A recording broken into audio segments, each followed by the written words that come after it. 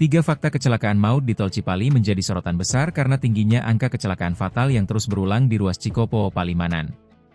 Meski dikenal sebagai tol modern dengan struktur jalan yang baik, berbagai insiden maut menunjukkan bahwa faktor manusia, kecepatan ekstrim, dan risiko saat lalu lintas lengang masih menjadi masalah serius. Berikut ulasan lengkap 3 fakta utama yang menggambarkan pola kecelakaan di Tol Cipali berdasarkan rangkuman peristiwa terbaru 2024-2025 dan data investigatif resmi. 3 fakta kecelakaan maut di Tol Cipali. 1. Gap kecepatan antar kendaraan terlalu ekstrim. Fakta pertama yang sering diungkap dalam berbagai laporan keselamatan adalah perbedaan kecepatan antar kendaraan yang sangat besar di Cipali. Kondisi jalan yang mulus justru membuat banyak pengemudi kendaraan pribadi melaju jauh di atas batas aman. Bahkan beberapa catatan investigasi memperkirakan kecepatan bisa mencapai 150 km per jam pada waktu-waktu tertentu. Di sisi lain, truk bermuatan berat, termasuk yang kelebihan muatan, hanya mampu melaju pada kecepatan sangat rendah sekitar 40-50 km/jam. Perbedaan kecepatan selebar itu membuat waktu reaksi pengemudi sangat pendek. Dalam situasi di mana kendaraan cepat mendekati truk lambat, jarak aman berkurang drastis. Saat ada gangguan kecil seperti kendaraan berpindah lajur tiba-tiba, pengemudi sering tak punya cukup waktu untuk mengerem atau menghindar.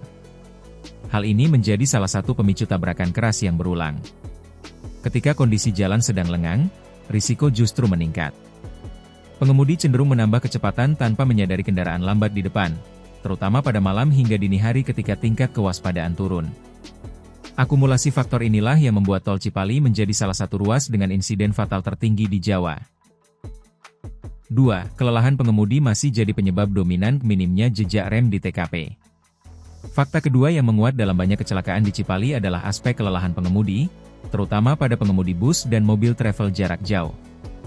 Kelelahan menyebabkan penurunan konsentrasi, hilangnya kewaspadaan, hingga risiko mikroslip, kondisi ketika pengemudi tertidur dalam hitungan detik tanpa disadari.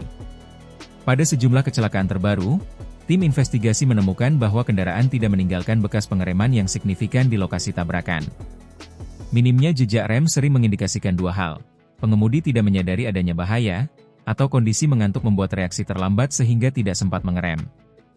Contoh nyata terlihat dalam kecelakaan beruntun di KM 72 pada November 2025. Bus yang terlibat tidak menunjukkan upaya pengereman sebelum menabrak kendaraan di depannya. Pola serupa juga ditemukan dalam beberapa kecelakaan tragis sebelumnya, di mana sopir kehilangan kendali karena lelah setelah menempuh perjalanan jauh tanpa istirahat memadai. Di musim liburan dan arus mudik, jumlah kasus biasanya meningkat karena banyak pengemudi memaksakan perjalanan berjam-jam tanpa jeda. Meski rest area tersedia, tidak semua pengemudi memanfaatkannya, terutama yang dikejar waktu tiba atau sedang mengemudi bergantian. 3. Banyak insiden fatal berulang. Fakta ketiga adalah tingginya korban jiwa dalam insiden di Tol Cipali serta pola kecelakaan yang sering melibatkan banyak kendaraan. Sejumlah kejadian terkini menggambarkan betapa fatalnya benturan yang terjadi di jalur tersebut. B. Tabrakan minibus versus tronton KM 187, Agustus 2025. Insiden ini membuat 3 orang meninggal. Minibus diduga mencoba menyalip dari sisi kiri, yang merupakan manuver berisiko tinggi di jalan tol.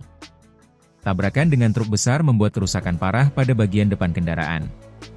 C. Kecelakaan mobil keluarga KM 142, Maret 2025.